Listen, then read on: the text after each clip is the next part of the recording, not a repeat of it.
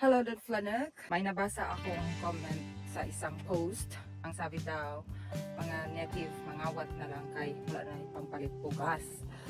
Alright, sino ba ang mga native? Kaming mga ITs, kami yung tinatawag na mga unang tao dito sa Pilipinas.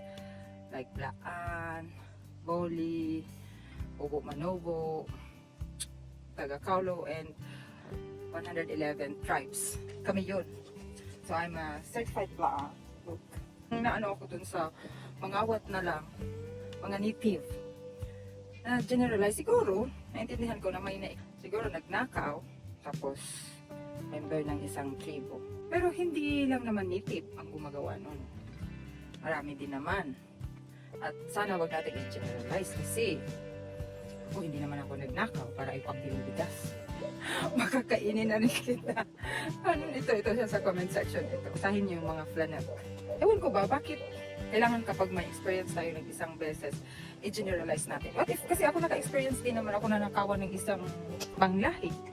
Hindi siya membro ng kahit na anong nitibo. Pero hindi ko i-generalize yun.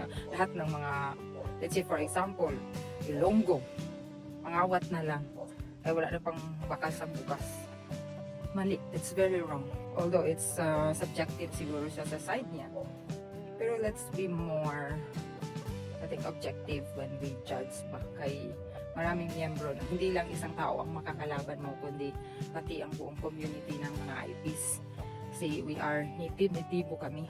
Sana ayusin mo yung pag-comment mo. Baka gusto mo lang magpapansin. Well, napansin ka nga. Sana sa susunod, let's be more objective sa ating mga comments and judgment. Imagine 111 tribes ang namumuo sa Pilipinas na mga nitibo, katutubo. So, think about it. Kaya nga sabi ni Pia Wurtzbach, think before you click. Ganon. But anyway, masarap ang nitibo. Okay. That's all the flanek, and thank you for watching. See you again next time. So, by the way, nandito ako sa Lake Coloma. The flanek ko, kaganda-ganda, di ba? Oh. At hindi rin namin ninakaw ang pangbayad namin dito. Oh, look. Oh, ang ganda ng view, di ba? Woof. Oh, kaganda. Peaceful.